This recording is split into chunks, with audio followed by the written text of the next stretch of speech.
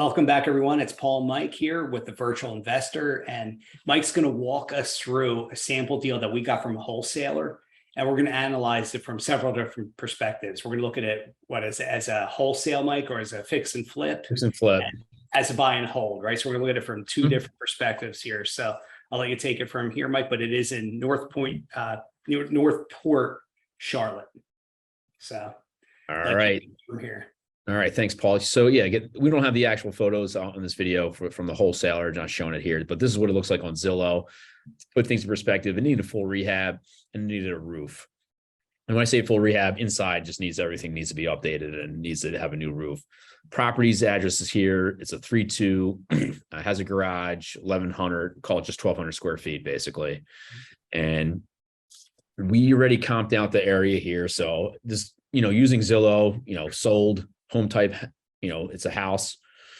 We knew, square footage, use these filters, and we're going to start with just looking at the last 12 months, and then we could narrow it down to the last 6 months to see what the trend is. But from this perspective, just comping the development it's in, it's kind of an easy comp area to make out here in Zillow. We sorted it by low and high prices. So on the low end, you're talking around just under 150. Just quick look on the high end. That's probably bogus data, probably somewhere in the high threes you're looking at in this development. Now, the wholesaler, I believe, was asking 169 for this property.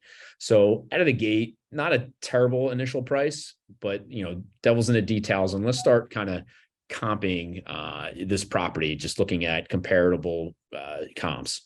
The first thing is a property identified. This was like a similar type of property, low end comp. I couldn't find pictures of it, but definitely needs a roof. It probably needed a full rehab. So again, this is an old comp. Looking at it a while ago, market's gone up since, but about a year ago, this was the floor at 150. So you kind of, from a market perspective, that's like a first check. Like, is the wholesaler off base totally by their initial, asking price, and not necessarily, because 150 was the lowest comp a year ago. So that's just a quick check to see if the deal makes sense. And then next, I know we kind of combed through already a lot of these properties just before the video here, and we found a good looking home that's similar to our property, very near it, that recently sold, same square footage actually, so same style house, and this is a good 340 comp or 339.9. And just looking at it, everything was redone recently. Nice white cabinets. Backsplash, flooring, backslash, you name it. New bathrooms. So this is your top dollar rehab. 340 is your number that you're going to get in this market. Backyard, some greenery, and just kind of like an overhead view. So again, we got some numbers identified already so far, and then looking at the property, rehabber probably bought this one, and yeah, they did. And it looks like multiple transactions here happen away. So I don't know if there's multiple improvements, but data is not 100% perfect on Zillow always, but clearly someone bought it for 190 in 2020. Someone bought it for 270. So I don't know if like rehab work was already started here to here to get that number higher, and then what happened from here to here. But that's the history of the property. So it looks like it either crossed two different investor hands over that time period to finish it up to get to the 340. But that's the history on the good ARV comp. And then keep that ARV in mind, because we'll update our sheet to see if the deal makes sense. This property that we found, again, slightly bigger. Someone bought it for 314. I don't have pictures on it, but completely refurbished, it says. And they were asking for $23.60 in rents. So rents in that area are going to be north of 2,000 probably. Yep. So that's another data point we could utilize coming through the data in this comp area that we saw going earlier. So with all those numbers now, let's just do some basic math in an Excel spreadsheet here, right? It's our after repair value, Paul, we said was 340, right? Yep. The wholesaler's initial asking price doesn't necessarily mean that's what we'll offer the wholesaler, is 169. It's not an auction property, so there's no buyer's premium.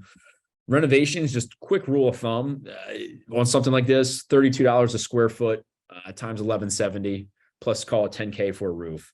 Depending on where you're at, you're in the country, plus or minus a little bit on those estimates. Some areas are cheaper, some areas are more expensive.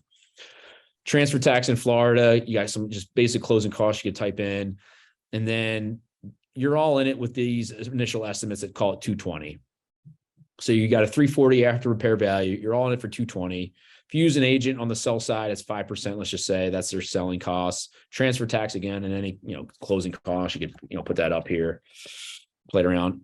If our numbers are right, initial cut, this is obviously, it looks like a good deal. A good return on our money. Now we might be light on the renovations. It might need siding. It might need some other things. You might factor in another, $10,000 into the renovations. It might need, HVAC units too, or not air conditioning units too. Let's just say rehab might be something like in the 60s. Still Again, good. From a flip perspective, this is something that we're really going to take it another step further, and due diligence, and then make that offer to the wholesaler. So, Paul, do you want to have anything add there? Yeah, and two things I'm going to add, not necessarily this, but the factor into the ARV real quick, especially when it comes to Florida, when you're looking at a coastal or somewhat coastal property, right? Is there a waterway that runs behind the property? And does the property have a pool? So those two things on comp wise could affect it. It's going to push you up. So there could be a property that's sold for 389, and odds are if something sold for like 389, it probably had a pool.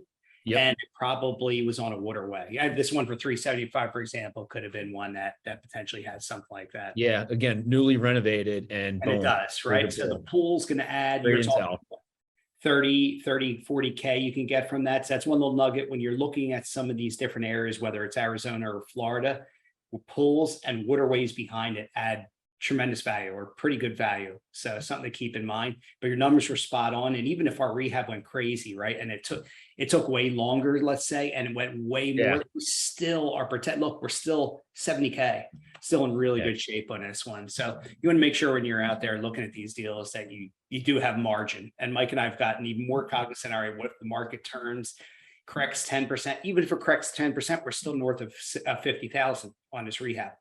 Yeah. So we're still in good shape. One disclaimer, this is like a random sheet I pulled up real quickly. Our sheet that we usually use has holding costs baked in here. So if you had get 10% private lender on this deal or something like that, that's not baked in here as well. That would chip away a little bit at profit depending on how long your hold period is. Right. Cool. So that's from a buy, renovate, and resell perspective. Let's take it at further. If you remember, we looked at some properties that, what are rents going for in that area? And a lot of this analysis is the same. It's, here's the purchase price is the same. What do we want to type in for renovations for a rental? We typed in a few different ones. Let's just say it needs, 60K, roof, air conditioning, everything, redone. Your buy-in is going to be pretty similar to what it was up here. And then from a cash flow perspective, it doesn't make sense, right? You got 230 is your rent. Here's your vacancy if you assume just 10% to be conservative. This is your monthly taxes. This is the annual tax rate. There's no HOA. Let's just say Paul, what's a going for homeowners rate and insurance in Florida right now? Yeah, for a property like that, you're probably in the 900 to 1,200 range. Yeah, so even a little lighter than that, but your 900 is probably a good safe number to put in there. Yep. And then are you going to use property management or not? If you're going to not, you do zero here, right? If you're going to use property management, you might have a few rentals in the area. Maybe you're getting 8%. I don't know. It's going to vary by everyone, but we could keep that in there for now. And since this is single family, utilities are going to be on a tenant most likely. So that's a zero. And then you want to hold any reserves for future repairs, take some money out and put it into a separate account every month. And from an NOI perspective, monthly operating income, net operating income, you're at $1,500 a month right now. That's just pretty good. And assuming you did no financing, that's an 8% return on your money when you analyze it. So not good cash flowing deal so far. Now you probably want to pull some money out, right? And if we know that, let's just do this on the fly here, LTV from a bank might be 70% loan to value ratio. Mm-hmm. And our ARV, what did we say it was earlier up here? 340. Right. The loan amount that you could take out essentially would be 70% times this after repair value, after we make renovations, of a 238.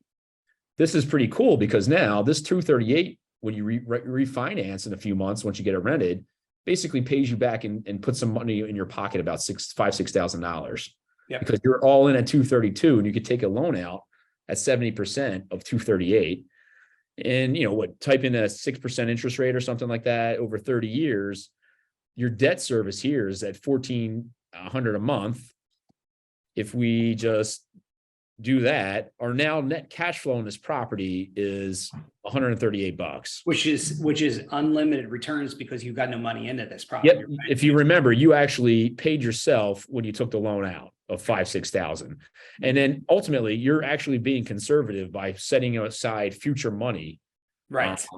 Yeah. So if you actually did all this, right, and then you didn't have a vacancy, some months it might look like this to you, essentially. But if you want to be conservative and put money aside, such as like maybe 1 month out of the year it's a vacancy, and put 5% aside for money, and if you're going to self-manage it, then your cash flow is going to look like something like this, which is sensational.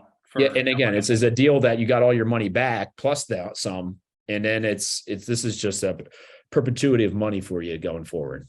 Yeah. So 2 ways to make money on this deal. I hate to say, well, I don't hate to say this. It's good to see that some wholesalers still actually send out deals. A lot of the wholesaler deals that Paul and I see, I quickly see this doesn't make sense, but the retail pricing they're asking. Yep. Yeah. It's a retail price, or just the rehab numbers are totally off. But this wholesaler knew what they were doing and presented a solid deal to us. Yeah. You want to add anything there, Paul, on this analysis? Yeah. So what this does is gives you 2 exit strategies right here. Right. And potentially 3 if you wanted to. Let's say you're somebody who doesn't want to deal with the headaches of a rental. Well, your 3rd exit strategy on this one could be, since you refinance it, you owe nothing, is to basically sell this with owner financing and do a wrap the mortgage, right? You're paying your existing mortgage, they're paying for it and then some. Then you don't have to worry about any maintenance. You don't have to worry about any upkeep or anything on a property. So really, truly, you have 3 exit strategies on this one, because owner finance with no money out of pocket. And you're going to get a deposit, right? You're going to get a sizable down payment from somebody. And let's just say it's 10% of 340,000. That's $34,000. So you're going to get down right back in your pocket, profit. Then you wrap it, and you're probably making monthly cash flow based off that too. So 3 great exit strategies for you on this one, depending on what you want to do. Mike and I fall more into 1 and 2 on those, but we do some owner financing deals as well. Yep. Good stuff. Really good stuff, Mike. This was awesome. Great break. Yeah, we get a lot of questions on the channel, like how do you guys comp properties? This was multiple exit strategy ones that we just talked about, 1, 2, and 3. We covered more on the 1 and 2 with the rehab and the rental, but owner finance is another option always as well. Yep. And moving with the market going the way it's going, you want to make sure you have multiple exit strategies at this point. Don't be stuck with just one where it's a fix and flip, which is why Mike and I try to steer clear of the high end properties, because you're not going to be able to rent them and cash flow them. And when you talk about a correction, the high ends hit first and more, it just hit more, right? The drop is much more substantial on a $600,000, $800,000, $900,000 home than it is on a $350,000 or $250,000 home. So great example here. I do like it a lot.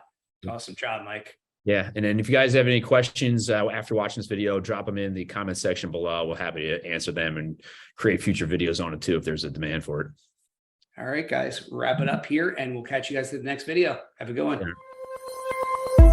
Yeah.